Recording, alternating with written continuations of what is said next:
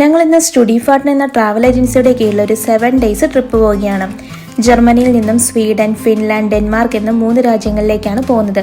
അപ്പം എല്ലാവർക്കും പുതിയൊരു വീഡിയോയിലേക്ക് സ്വാഗതം. ഞങ്ങളിപ്പം കൊളോണിൽ എത്തിയിട്ടുണ്ട്. സ്റ്റുഡിഫാർട്ട് ഞങ്ങളെ പിക്ക് ചെയ്യുന്നത് കൊളോണിൽ നിന്നാണ്. രാവിലെ 10:30 കൊളോണിൽ നിന്നും സ്റ്റാർട്ട് ചെയ്തത്. ഇനി 11:45 ഡുസൽഡോർഫ്, അതുപോലെ തന്നെ ഈവനിങ് ഒരു 6 മണിയാകുമ്പം ഹാംബുർഗിൽ നിന്നും ബാക്കിയുള്ളവരെ പിക്ക് ചെയ്യുവർ. ഈ കൊളോൺ എന്ന സ്ഥലം വളരെ മനോഹരമായിട്ടുള്ളൊരു സ്ഥലമാണ് കേട്ടോ. ഈ സ്ഥലം നമ്മൾ 2 മാസം മുന്നേ വന്നിട്ടുണ്ടായിരുന്നു. അപ്പോൾ അതിനെക്കുറിച്ചുള്ള വീഡിയോ ഞാൻ യൂറോപ്യൻ യാത്രയിൽ അപ്ലോഡ് ചെയ്തിട്ടുണ്ട്. അപ്പോൾ ആരെങ്കിലും കണ്ടിട്ടില്ലെങ്കിൽ ആ വീഡിയോ ഒന്ന് പോയി കാണണം. ഇപ്പം ഞങ്ങൾ പോകുന്ന വഴിക്ക് ഫുള്ള് കൃഷിസ്ഥലങ്ങളുണ്ട് കേട്ടോ ഇരു സൈഡിലും. ഇപ്പോൾ പിറ്റേന്ന് ഏകദേശം ഒരു 9 മണിയായിട്ടുണ്ട് കേട്ടോ. സൂര്യൻ പയ്യെ ഉദിച്ചു വരുന്നതേ ഉള്ളൂ. ഇപ്പോൾ ഫുള്ള് സ്നോ കണ്ടു തുടങ്ങിയാണ്. ഇനി നമ്മളൊരു 10 മണിയാകുമ്പോൾ സ്റ്റോക്ക്ഹോമിൽ എത്തുമെന്നാണ് അവർ പറഞ്ഞത്.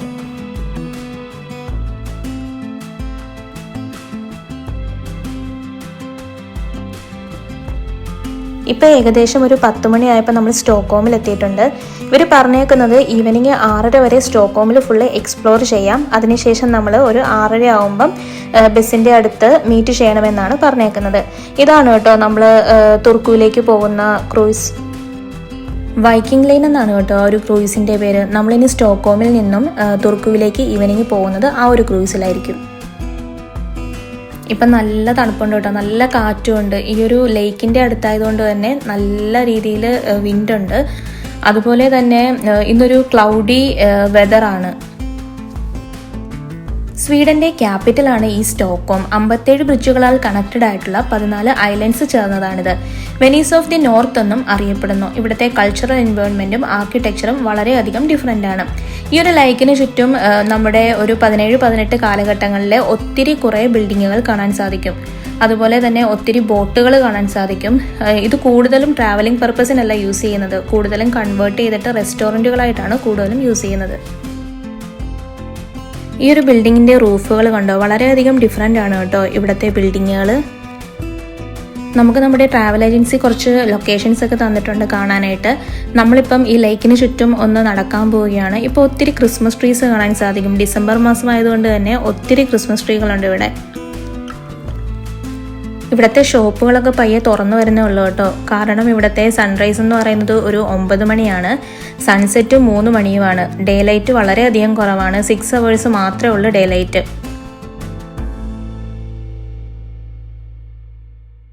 വളരെയധികം നീറ്റായിട്ടാണ് കേട്ടോ ഈ ഒരു ലേക്കും അതിന് ചുറ്റുമുള്ള സ്ഥലമൊക്കെ അവർ മാനേജ് ചെയ്തിട്ടുള്ളത്. ഈ ഒരു ക്രിസ്മസ് ട്രീയുടെ ഹൈറ്റ് എന്ന് പറയുന്നത് 35 മീറ്ററാണ്.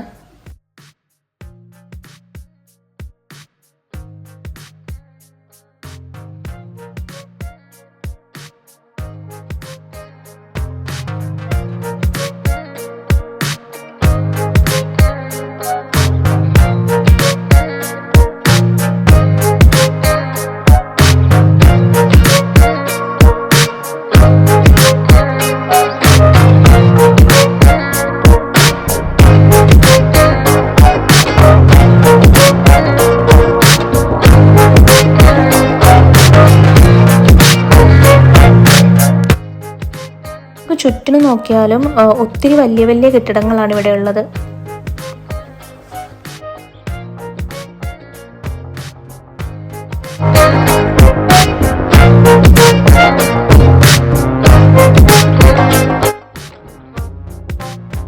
ഇപ്പം വെക്കേഷൻ ടൈം ആയതുകൊണ്ട് തന്നെ കൂടുതൽ ആളുകൾ ഇവിടെ സ്കേറ്റ് ചെയ്യുകയാണ്. നല്ല രസമാണ് കേട്ടോ കണ്ടിരിക്കാൻ.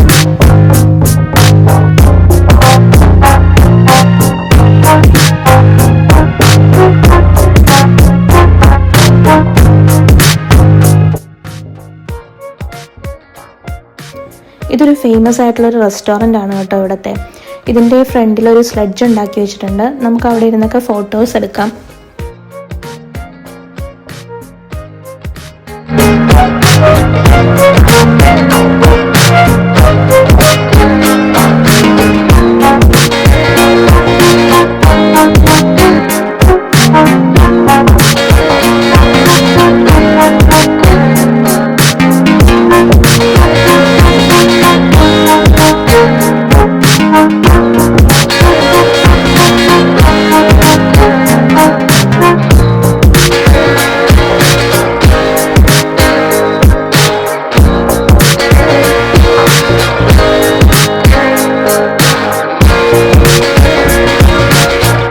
പാലം സ്കെപ്ഷോൺസ് ബ്രോൺ എന്നാണ് അറിയപ്പെടുന്നത്.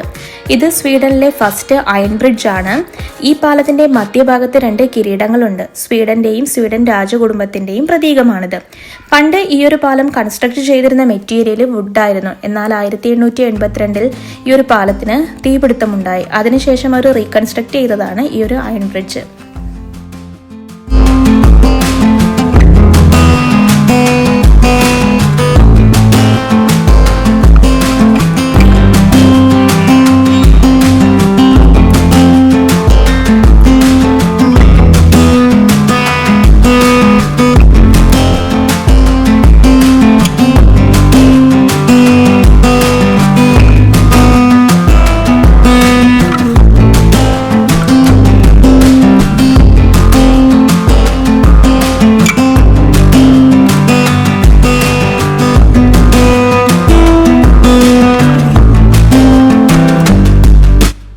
ആ ഒരു ക്യാസിൽ കണ്ടോ, നമ്മളിപ്പോൾ അങ്ങോട്ട് പോകണില്ല, കാരണം നമുക്ക് ഫുള്ള് കവർ ചെയ്യാനായിട്ട് ടൈമില്ല. ആ ഒരു ക്യാസിൽ എന്ന് പറയുന്നത് 1676 നിലവിൽ വന്നത്.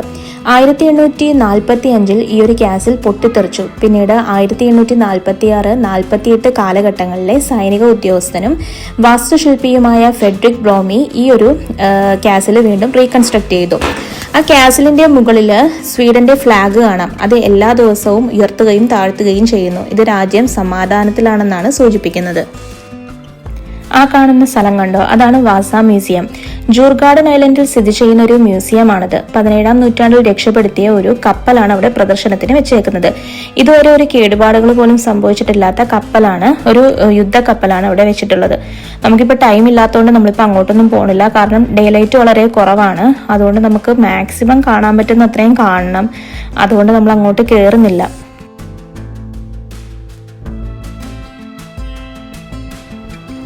യൂറോപ്പിലെ ഏറ്റവും വലിയ പാലസ് ആണിത്. ഈ ഒരു പാലസിന്റെ ഭൂരിഭാഗവും വർഷം മുഴുവനും പൊതുജനങ്ങൾക്കായി തുറന്നിരിക്കും.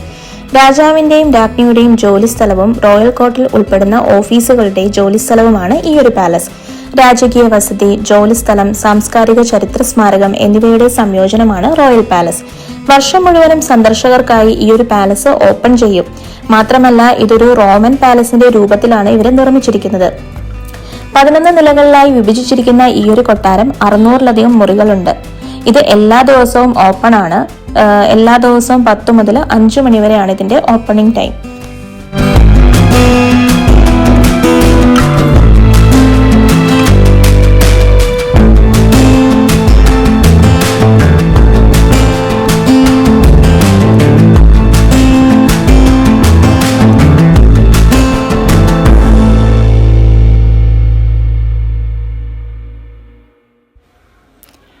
ഇനി നമ്മൾ ഓൾഡ് ടൗണിലോട്ട് പോവുകയാണ്.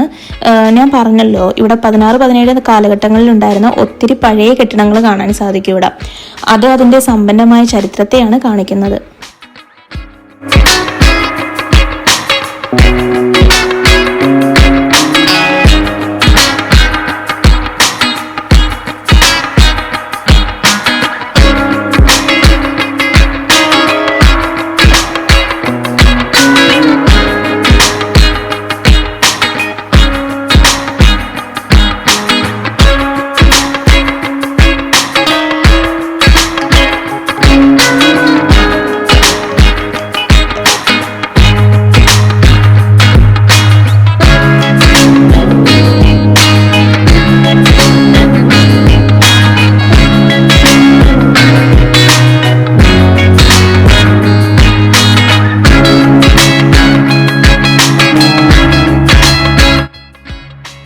ഈ ഒരു ഓൾഡ് ടൗണിന്റെ അകത്തോട്ട് കയറുമ്പോൾ തന്നെ ഒത്തിരി ഷോപ്പുകളും റെസ്റ്റോറൻറ്റുകളും ഉണ്ട് കേട്ടോ ഇവിടെ. ഇപ്പം ക്രിസ്മസ് ടൈം ആയതുകൊണ്ട് തന്നെ കാണാനൊക്കെ നല്ല ഭംഗിയാണ്.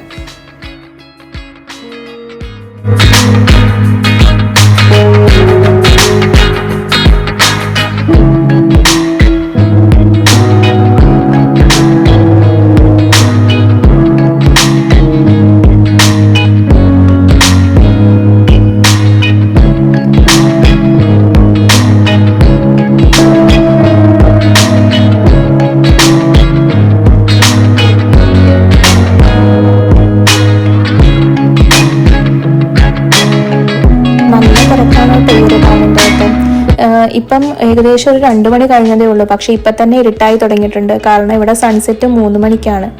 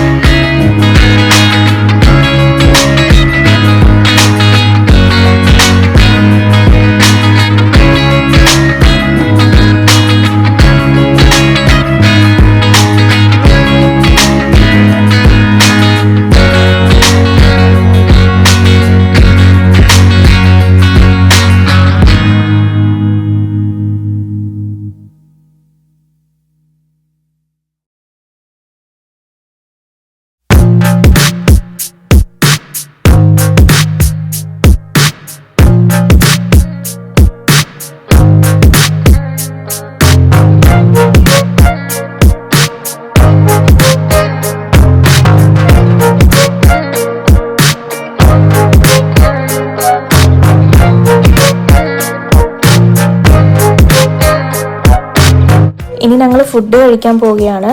ഇവിടുത്തെ ഒരു സ്റ്റോക്ക്ഹോമിലെ ഫേമസ് ഫുഡ് എന്ന് പറയുന്നത് കോട്ട്ബുള്ളാറും അതേമാതിരി തന്നെ ഈ ഫിഷുകൾ യൂസ് ചെയ്തിട്ടുള്ള ഫുഡുകളാണ് ഫേമസ് ആയിട്ടുള്ളത്. നമ്മളത് തന്നെയാണ് ഇപ്പോൾ ട്രൈ ചെയ്യുന്നത്. കോട്ട്ബുള്ളാറും വാങ്ങി, അതുപോലെ തന്നെ സാൽമണിൻ്റെ ഒരു ഫുഡും വാങ്ങി. ഞങ്ങളിപ്പം ഫുഡൊക്കെ കഴിച്ച് നടന്നിപ്പം ബസ്സിൻ്റെ അടുത്തേക്ക് പോവുകയാണ്. കാരണം 6:30 അവിടെ മീറ്റ് ചെയ്യാനാണ് പറഞ്ഞേക്കുന്നത്.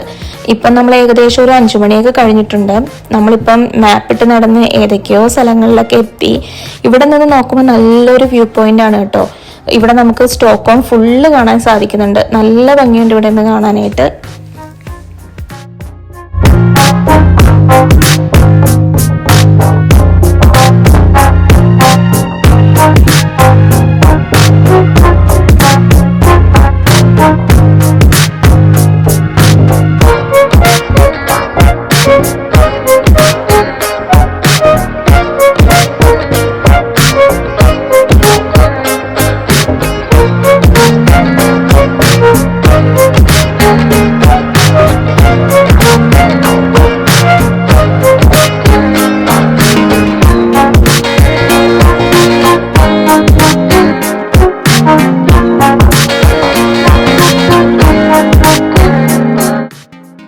ഞങ്ങളിപ്പം ഏകദേശം ഒരു ബസ്സിന്റെ അടുത്ത് എത്തിയിട്ടുണ്ട്.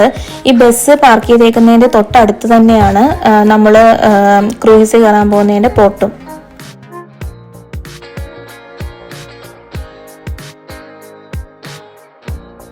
കണ്ടോ, ഈ ഒരു ക്രൂയിസിന്റെ മോഡലാണ് അവിടെ കൊടുത്തേക്കുന്നത്. അപ്പം നമ്മളിപ്പോൾ ക്രൂയിസ് കയറാൻ പോവുകയാണ്. അപ്പം പുതിയൊരു വീഡിയോയുമായി കാണുന്നത് വരെ എല്ലാവർക്കും ടേക്ക് കെയർ, ബൈ ബൈ.